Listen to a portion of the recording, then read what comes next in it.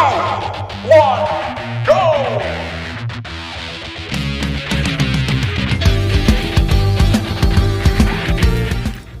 Assalamualaikum warahmatullahi wabarakatuh.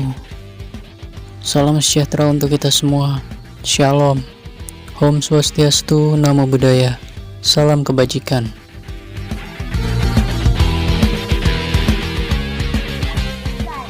Jangan lupa like, comment, and subscribe.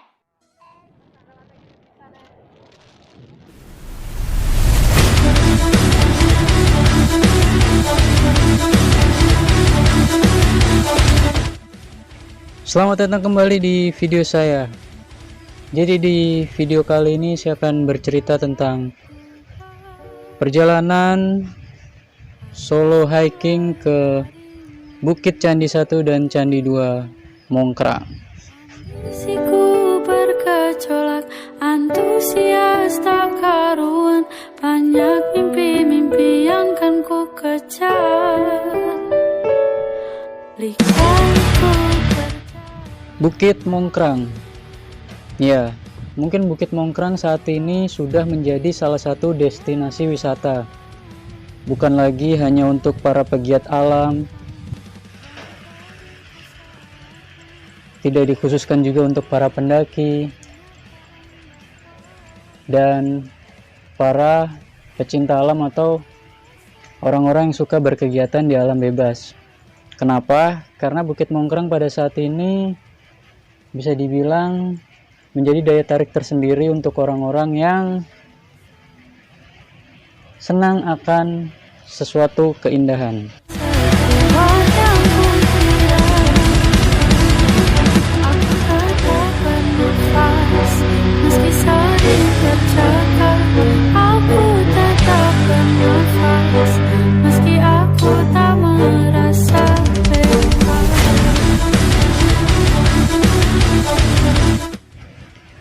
Oke, jadi untuk konco-konco yang belum tahu, Bukit Mongkrang sendiri terletak di selatan Gunung Lawu persis. Terletak di dekat perbatasan antara Provinsi Jawa Timur dan Jawa Tengah. Jadi sejak beberapa tahun lalu pertama kali saya datang ke tempat ini, dulu belum ada seperti loket pendakian. Memang sudah ada jalur, tapi masih jalur setapak dan hanya beberapa warga lokal saja yang tahu. Belum dibuka secara resmi juga.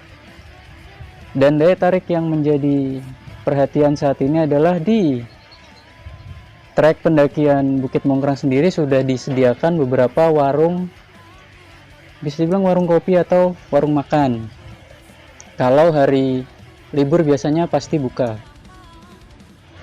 Dan untuk para pendaki atau seseorang yang menyukai kegiatan di alam bebas ataupun baru ingin melakukan kegiatan itu sendiri dengan keterbatasan pengetahuan, cara berlatih, bahkan manajemen logistik bisa berlatih di sini karena tidak perlu membawa banyak bekal dari bawah. Di sini sudah disediakan warung, dan respect untuk pengelola di Bukit Mongkrang ini sendiri karena ikut memajukan UMKM di wilayah sekitar dengan memperbolehkan beberapa warga untuk membuka warung di tiap pos-pos pendakian yang memudahkan untuk para pendaki pemula seperti saya yang mungkin terkadang terlupa atau tidak membawa bekal yang memadai, jadi bisa singgah sebentar untuk istirahat, untuk minum teh hangat, kopi, atau bahkan sarapan, dan tentunya bisa menikmati ngopi di ketinggian dan view yang cantik lah pokoknya.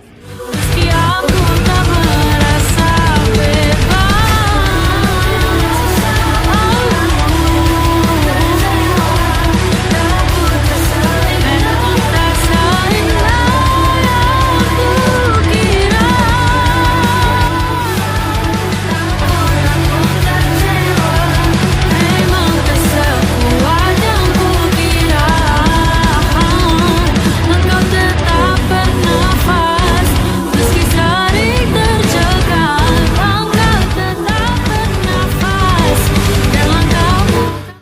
Oke, jadi untuk kita para pemula tidak perlu khawatir karena treknya saat ini sudah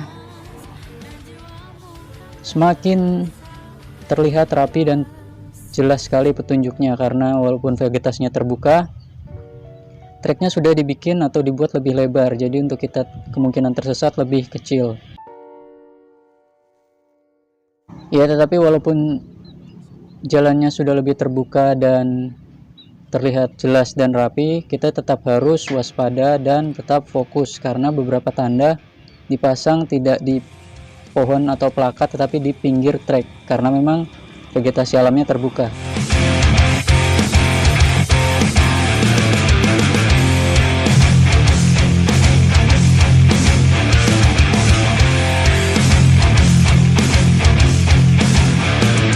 Ku mengerti perjalanan hidup yang kini kau lalui. Ku berharap meski berat kau tak merasa sendiri. Kau telah berjuang menaklukkan hari-harimu yang tak mudah. Oke, jadi walaupun hitungannya masih bukit, Mongkrang ini memiliki tingkat dan kesulitan yang wadidaw. Tidak bisa dianggap remeh juga karena seperti gunung-gunung di bawah 3000 mdpl atau bahkan 2000 mdpl pada umumnya, dengan vegetasi awal bahkan sampai puncak Candi 1 ini didominasi oleh vegetasi alam yang terbuka, hanya melewati sedikit hutan mungkin kisaran 50-100 meter saja, vegetasinya agak tertutup dan hampir 90% dominasi oleh vegetasi yang terbuka. Menariknya, trek ini sangat cantik sekali pada saat musim kemarau. Apabila kita beruntung dan tidak berkabut, ketika kita menengok ke belakang atau ke arah utara, kita bisa melihat dengan gagahnya Gunung Lawu dari Mongkrang ini.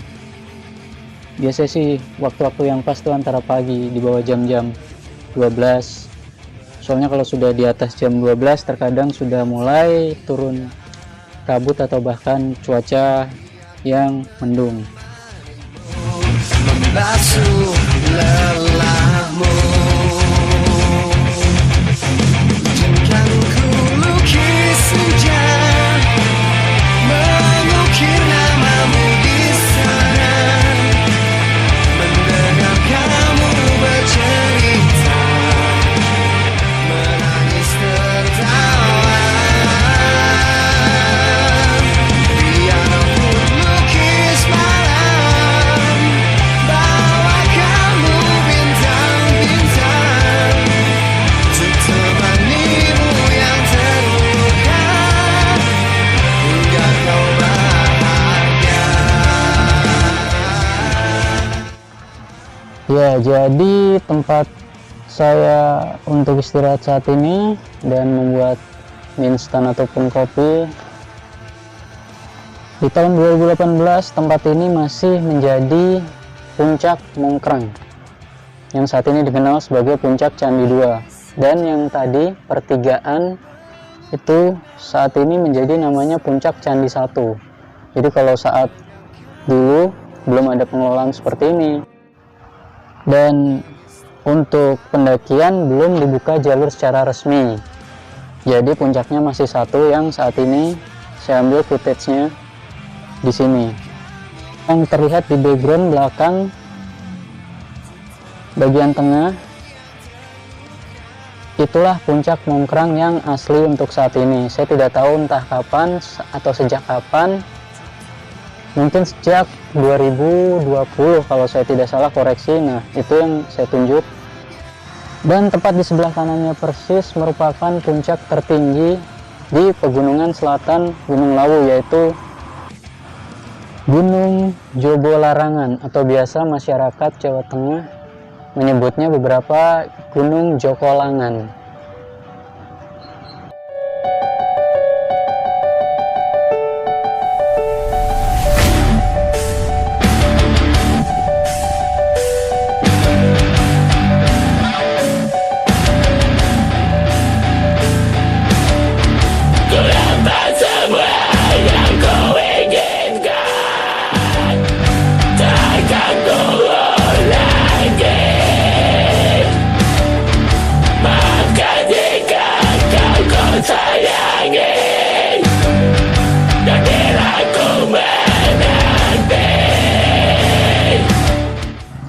Oke, jadi untuk waktu estimasi sendiri kalau sampai puncak Candi 1 atau pertigaan tadi, kenapa saya bilang pertigaan? Karena kalau kita mengambil jalan lurus, baru kita akan mengarah ke puncak Mongkrang tadi.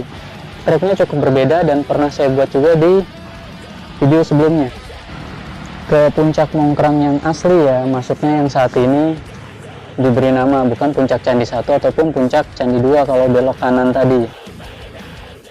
Jadi kalau dari base camp sampai ke puncak Candi 1 kurang lebih antara 30 sampai 60 menit tergantung ketahanan fisik dan waktu istirahat dari kita atau dari masing-masing dari kita. Ketahanan fisiknya kan berbeda-beda. Kemudian kalau dari pertigaan atau Candi 1 ini sampai ke Candi 2 kita ambil ke arah barat, itu kurang lebih antara 5 menit lah ya, 5 atau 10 menit paling lama itu, karena tidak terlalu jauh. Sudah sampai di puncak Candi 2. Dan kalau untuk ke Bukit Mongkrang yang asli sendiri kurang lebih antara 45 menit sampai 60 menit, karena treknya memang berbeda dan menantang sekali. Kenapa saya bilang menantang? Karena setelah kita melewati Bukit Candi 1 akan turun terlebih dahulu melewati bukit, dan setelah itu kita akan mendapatkan bonus yang lumayan panjang. Nah, vegetasinya kali ini mulai rapat, jadi kita dikasih bonus yang bisa dibilang 15 sampai 20 menit lah kalau santai banget tuh. Jalannya setapak, benar-benar setapak. Baru di 10 sampai 15 menit terakhir trek benar-benar menanjak antara kemiringan 70 sampai 80 derajat. Oke, buat konco-konco yang kepo, nanti videonya bisa kalian klik yang di pojok kanan atas. Oh ya, tetap berhati-hati dalam perjalanan kalian, karena kalau saat musim kemarau maupun hujan punya tingkat dan kesulitannya masing-masing.